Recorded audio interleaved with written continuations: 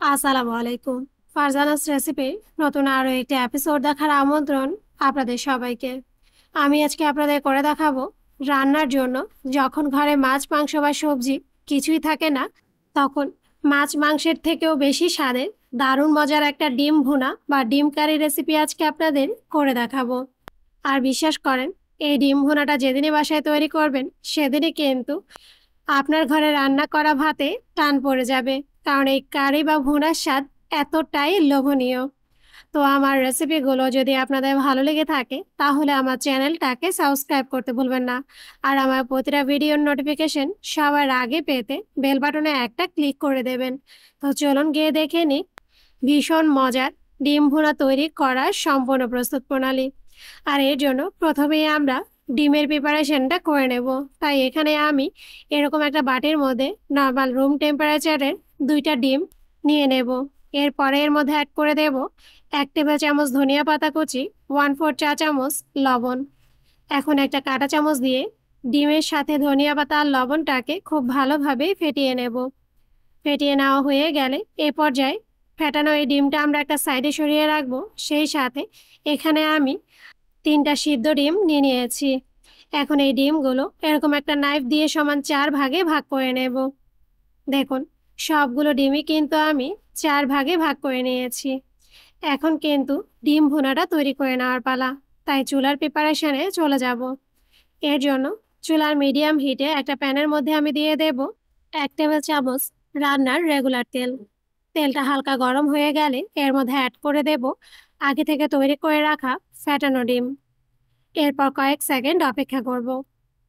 দেখুন, কিছুটা সময় অপেক্ষা করার পর ডিমের ওপর স্কিনটা কিন্তু অনেকটাই ড্রাই হয়ে গেছে। আর এ পর্যায়ে একটা স্প্যাচুলা দিয়ে ডিমটা আমরা স্ক্রাম্বল করে নেব। এরপর আবার একটা চামচ দিয়ে স্ক্রাম্বল করা এই ডিমটা আমরা তুলে একটা বাটির মধ্যে নিয়ে নেব এবং স্ক্রাম্বল করা এই ডিমটা একটা সাইডে সরিয়ে রাখবো। সেই সাথে ডিম ভুনার মূল প্রিপারেশনে চলে যাব। আর এর জন্য আবারও চুলার মিডিয়াম হিটে একটা প্যানের মধ্যে দিয়ে দেব 4 টেবিল চামচ সরিষার তেল। তেলটা হালকা গরম হয়ে গেলে এর মধ্যে অ্যাড করে দেব 1 চা চামচ আস্ত জিরা। এরপর একটা স্প্যাচুলা দিয়ে তেলের মধ্যে জিরাটাকে কয়েক সেকেন্ড ভুনে নেব। কিছুটা সময় ভুনে নেওয়ার পর যখন দেখবেন ভাজা জিরা খুব সুন্দর একটা স্মেল বেরোতে শুরু করেছে, এ পর্যায়ের মধ্যে অ্যাড করে দেব ছোট কিউব করে কাটা পেঁয়াজ, মেজারমেন্ট কাপের হাফ কাপ পরিমাণ।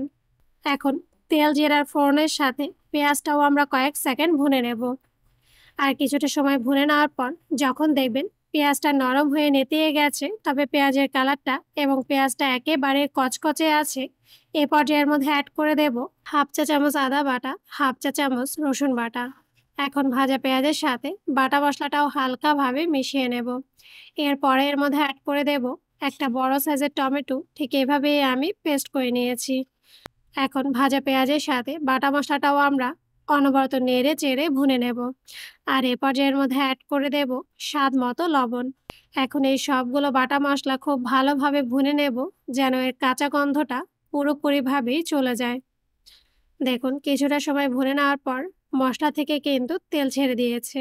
আর এ পর্যায়ের মধ্যে অ্যাড করে দেব 1 চা চামচ লাল মরিচের গুঁড়ো, 1/4 চা চামচ হলুদ গুঁড়ো, 1/2 চা চামচ ভাজা জিরা গুঁড়ো, 1/2 চা চামচ ধনিয়া গুঁড়ো, 1 চা চামচ ম্যাগি ম্যাজিক মশলা, 1/4 চা চামচ গরম মশলা।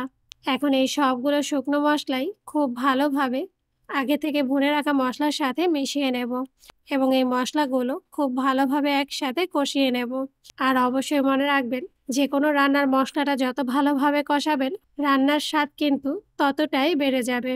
দেখুন, সবগুলো মশলা কিছুটা সময় ভুনে নেওয়ার পর এ পর্যায়ের মধ্যে অ্যাড করে দেব মেজারমেন্ট কাপের 1/4 কাপ নর্মাল পানি।